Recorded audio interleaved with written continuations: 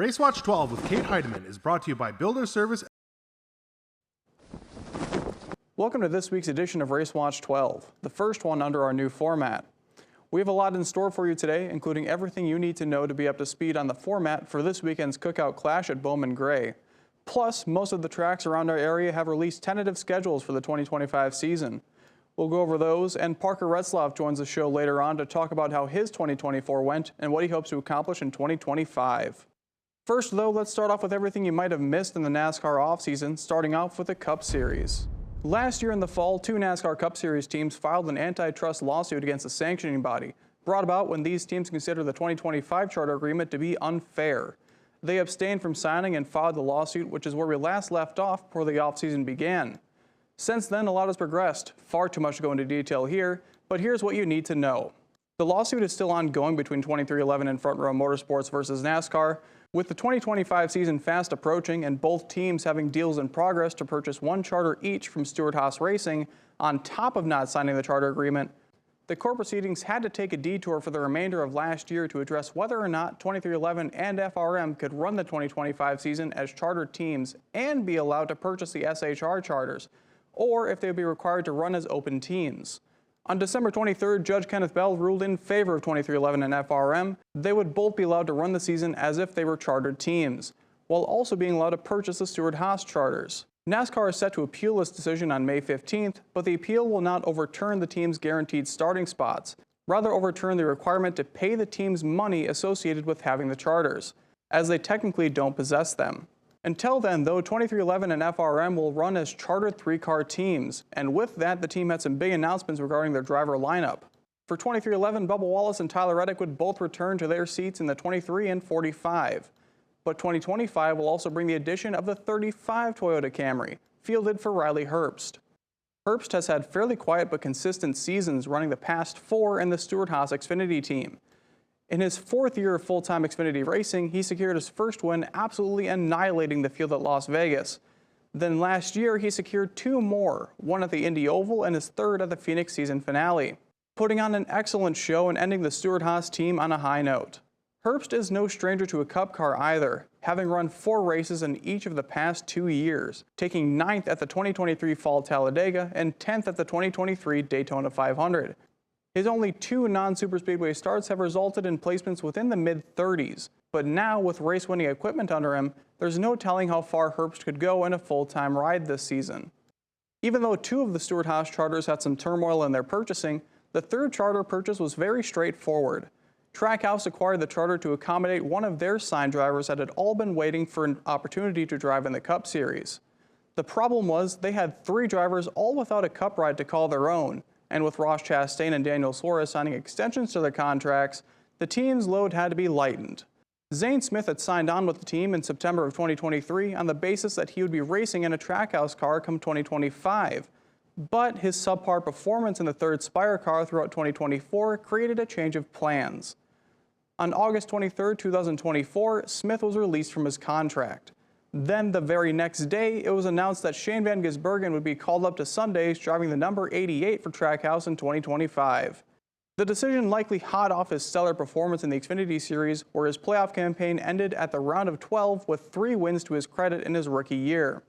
Shifting away from the focus on SHR's charters to their drivers, all 4 have landed themselves a Cup ride this season, starting off with probably the biggest signing, Chase Briscoe. With a little help from his new teammate, and whenever Chase comes into the car. Briscoe was formally announced to replace the retiring Martin Truex Jr. in the Bass Pro Shops Toyota Camry on June 24th of last year. Briscoe managed a miracle win to make it to the playoffs last year at the Southern 500, and with top-tier equipment under this proven winner, Briscoe has a chance to be a real title contender in the year to come. Meanwhile, staying in the Ford Performance camp is Josh Berry, who announced on July 3rd that he would be taking over the historic 21 Ford Mustang for the Wood brothers, a team with some serious momentum heading into this year too, as they scored a massive win at the Fall Daytona race, snapping a winless streak dating back 7 years. Berry himself, though, has yet to secure his first Cup Series win. Ryan Preece will also be staying in the Cup Series, taking the wheel of RFK Racing's new 3rd car, the 60. RFK did not get their charter from Stewart-Haas, instead opting to lease one from Rick Ware Racing, who is now committed to running only one full-time entry this year. One thing that did remain certain from the fallout of Stewart-Haas's closure was that the team would still field at least one car under a new name. The Haas factory team would emerge from the remnants of SHR to maintain their 2 Xfinity teams and 1 Cup Series team. The 41 would return, as would 2023 Xfinity Series champion Cole Custer to the Cup Series roster. After 2 Championship 4 appearances in the second series, Custer seems to be on somewhat of a hot streak, having amassed a total of 5 Xfinity Series wins and his absence from full-time competition in the top series. In hopes of staying competitive amongst the bigger teams, HFD has also entered into a technical alliance with RFK Racing. The new 41 crew chief and former lead engineer for RFK called the entry a, quote, pseudo-4th car, unquote, to RFK. Spire Motorsports continues to make some serious strides in becoming one of NASCAR's top teams. Last year, mid-season, Spire signed Justin Haley to replace Corey LaJoie in the number 7 Camaro after overperforming in Rick Ware's 51. Haley may have had a rough finish to the season, only placing in the top 10 once in his 7 starts, but things that the organization were only looking up for the following year with a second major signing. Zane Smith, having not been signed directly with Spire and his spot in the 71 car only secured because of his Trackhouse contract that fell through, would not be retaining his spot with the team for the 2025 season, instead making room for 2-time Cup Series winner and 2021 Daytona 500 champion Michael McDowell. After spending 7 full-time seasons behind the wheel of Front Row's flagship 34 car, McDowell signed on to a multi-year deal with Spire to pilot the 71 car, bringing with him this crew chief from the 34 team, Travis Peterson. Back over with Front Row, the question of who would fill the seat of the 34 car wasn't one the team pondered long. On November 19th, the team announced Todd Gilliland would move to the team's flagship car, donning the same Love's Travel Stop colors his father once did for the team in years past. As for Zane Smith, he was left out in the cold for quite a while. The 2022 truck champion, only having 1 full-time Cup season under his belt, resulting in 30th place in points, made him a tough sell. Except maybe to the team he delivered that truck championship to, and luckily for him, they just secured a 3rd Cup Series charter. On January 2nd of 2025, FRM announced that Zane Smith would be piloting the 38 Dark Horse Mustang. Having been apart from the team a year and securing only 4 top 10s and 2 top 5s in that time during a very tumultuous season, it's likely Smith is just looking for some consistency. Being back with the team that he visited Victory Lane with would probably be exactly what the doctor ordered. Rounding out Front Row's 2025 lineup in the 3rd car granted by their preliminary injunction victory is the announcement of the new number 4 car and its pilot, Noah Gragson. Gragson's Cup Series career so far has been stumble after stumble. From winning 8 races in his last full-time Xfinity Series campaign to being suspended and later dropped from his first full-time Cup Series ride the very next year, he couldn't seem to catch a break. It's no secret that Legacy Motor Club's 42 car wasn't going to do the then rookie any favors, but after riding out the remainder of his suspension to the end of the 2023 season, some hope finally arrived. Gragson would be picked up by Stewart-Haas Racing, taking over the 10 car from Eric Almirola. From here, Gragson was racking up top 10s and 1 top 5, but we already know how this part of the story ends. SHR announcing its closure left him without a ride yet again. Thankfully, the postseason granted him another glimmer of hope when Front Row not only picked up one of SHR's charters, but their driver as well, taking Gragson with them behind the wheel of the 4 car. This makes FRM's lineup one of the youngest teams in the roster. Gilliland only being a 4th-year driver. For Gragson, this will be his 3rd year. And then lastly, 2025 would make for Zane Smith's sophomore year. If you're betting on a breakout star this year, this team may just be where you want to look. Lastly, Ty Dillon will be making his return to full-time competition in NASCAR's top series. Since being dumped by Spire after the 2023 season, Dillon made sporadic starts in all 3 of the top series. Dillon was originally meant to run full-time for the Rackley War truck team, but he was replaced by Dawson Sutton before the 2nd Kansas race. However, he did finish his season at Kansas, just in a Cup car instead. He wheeled the 16 car for Colleague to a 21st place finish in his 5th start for their Cup program. This convinced Colleague to sign on the younger Dillon full-time to drive their new number 10 car, replacing Daniel Hemrick and the 31 branding entirely. AJ Allmendinger will be his teammate, coming back to the 16 full-time, hot off his Championship 4 appearance in the Xfinity Series last year. Let's start off our Xfinity Series coverage with some big news surrounding a Northwoods native. On November 14th of last year, Parker Retzlaff announced he would not be returning to Jordan Anderson Racing. He managed to score a 7th place finish at the Fall Daytona Cup race and just his 2nd ever Cup Series start. on top of his 3 top 5s and 2 poles in his 2 years of full-time Xfinity Series competition. It wouldn't be until December 18th where it was announced that Retzlaff would be competing for Alpha Prime Racing and their new number 4 team, formerly the 43. The team is still looking for their first win in their 15 years of racing, a win that Retzlaff hopes to deliver. While the Haas factory team has majorly downsized operations on the Cup side of things, their Xfinity program will remain much of the same, just with some new drivers and a new number. The 98 will be renumbered to the 41, and piloting it will be Sam Mayer. The Franklin, Wisconsin native racked up a total of 7 Xfinity wins with Junior Motorsports and made it to the championship 4 in 2023.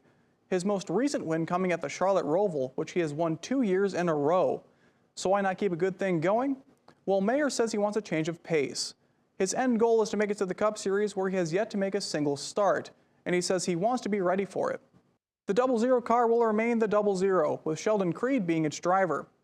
The 2020 Truck Series champion has proven himself a race-winning contender time and time again between his stints with Richard Childress Racing and Joe Gibbs Racing, taking home a total of 13 runner-up finishes in his Xfinity career, and all he wants is that first win. Creed says about his move to the team that, quote, "I feel like Haas Factory Team is a place where I can succeed, and where Sam and I can work together to win races and be championship contenders," unquote. With those 2 drivers heading to HFT, that leaves some vacancies on 2 of the Xfinity Series' biggest teams.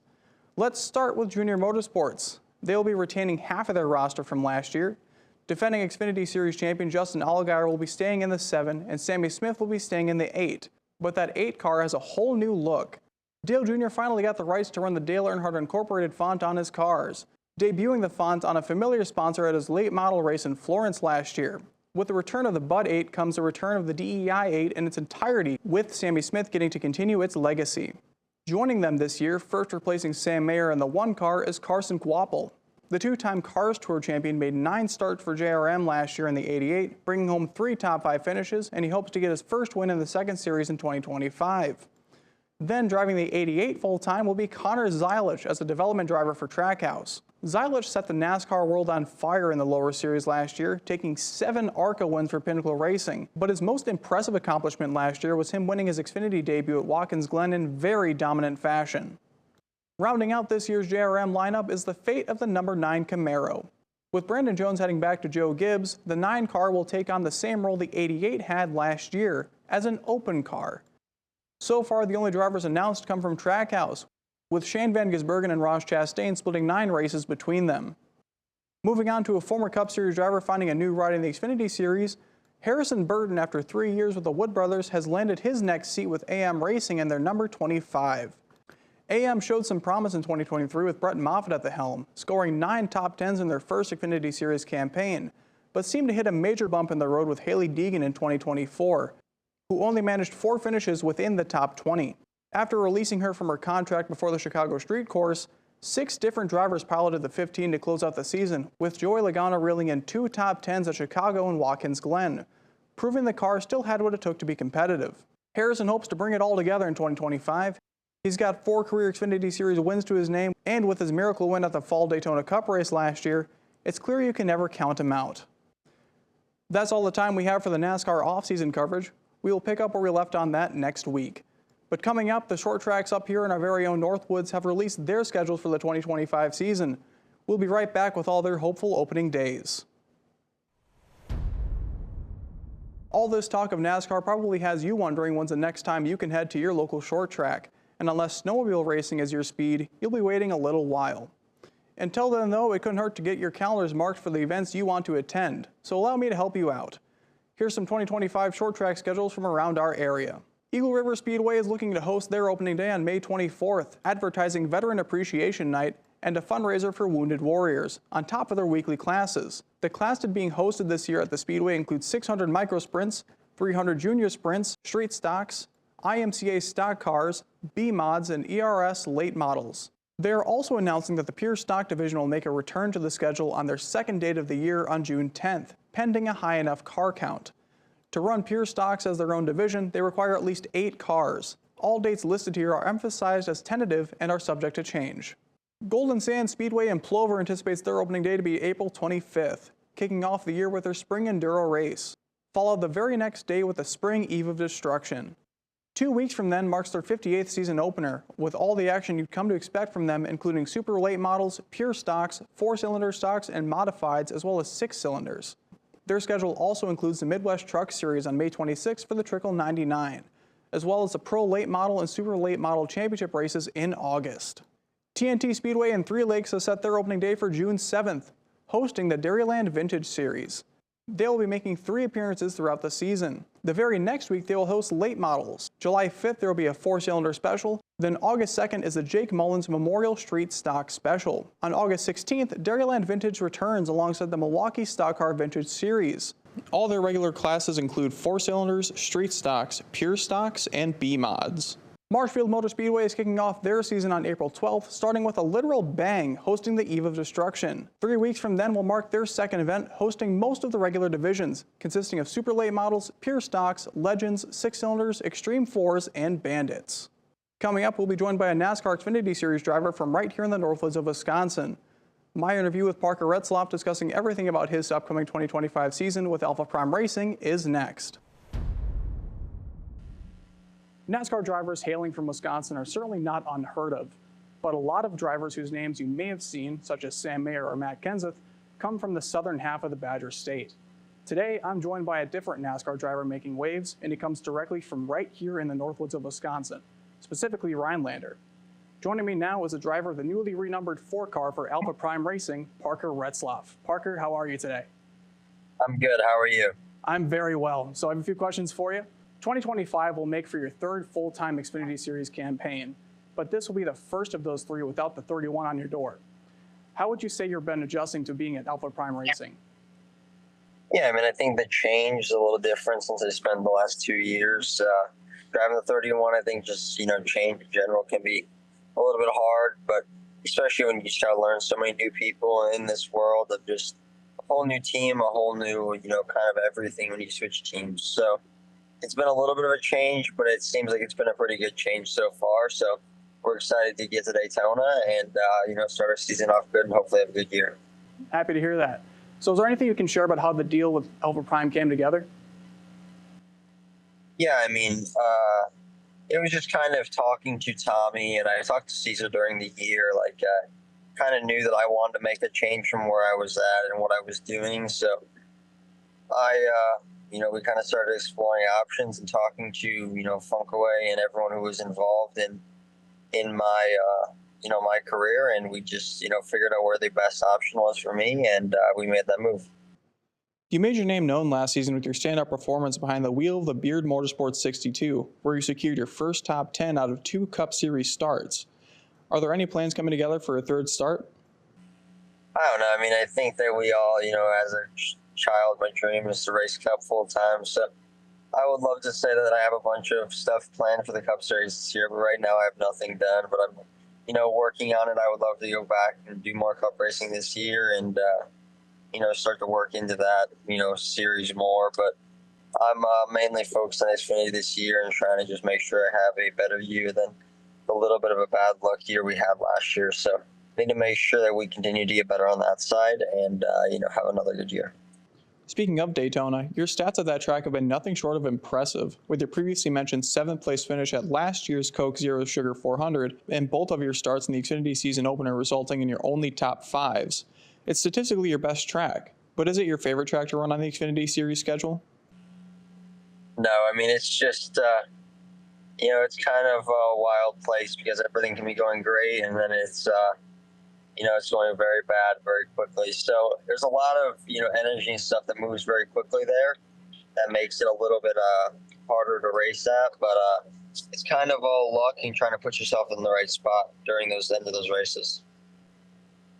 And going all the way back to your days racing the Midwest Truck Series or the ARCA Midwest Series, was there experience you gained at any of those tracks that you were able to apply directly to your Xfinity Series campaigns?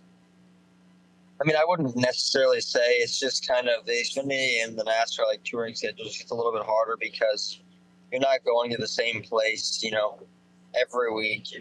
We travel 33 weeks a year, so you have to just get used to so many different places so quickly with only our 20-minute practice sessions. It's very hard to just get really comfortable at a place when you know next week you're going somewhere else.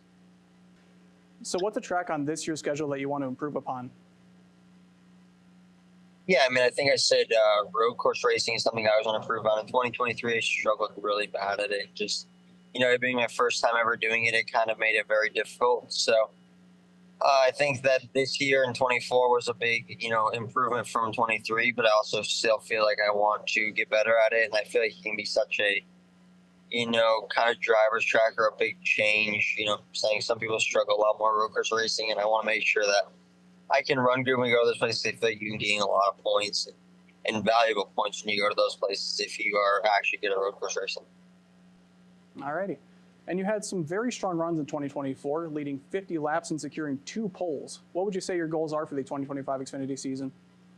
Yeah, I mean, I think I want to, I would love to just, get more poles and lead laps, but I also just need to finish races. As like last year, I just struggled with just finishing out these races when we had a good car. So just making sure I don't put myself in a bad spot or, get myself put in a bad spot with other people so I can make it to the end of these races and give myself a chance to win more. All right, and one last question for you. What's a track you would add to the Xfinity Series schedule if you could? I mean, my favorite place got taken off the Xfinity Series schedule. So if I could add one place, I would add Richmond back. All righty, that's all I had for you. Thank you so much for your time, Parker. Thank you.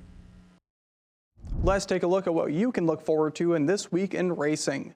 NASCAR is back this coming weekend for the Cookout Clash at the Bowman Gray Stadium. The Cup Series has not run here since 1971, and while it may not be the same format they would have used in the 70s, it should still make for some excellent racing. The Clash specifically runs different from other races on the schedule. It is non-points paying, and not every car will be on the track at once. Here's what you need to know about this year's format. To determine the field for the feature, there will be 4 heat races held. Qualifying for the heat races is determined by practice times. Whoever posts the best lap throughout any of the sessions takes the pole.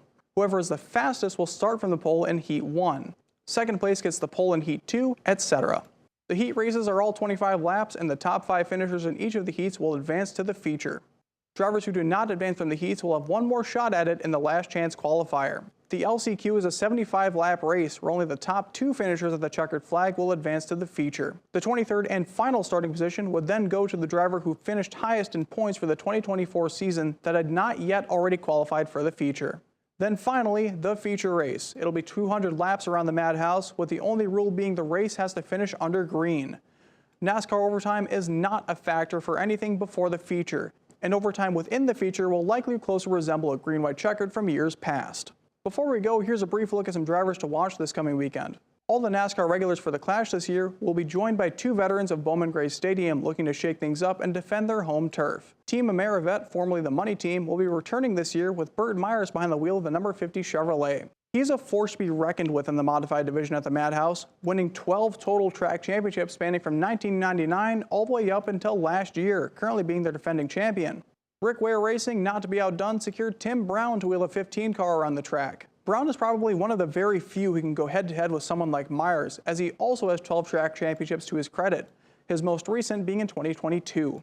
But beyond championships, he is currently the all-time wins leader at Bowman Gray, with an astonishing 101 wins as well as 146 pole positions. One thing's for sure is that these 2 will be giving the NASCAR regulars a run for their money on Sunday. And that's all for this week. For RaceWatch 12, I'm Cade Heidemann.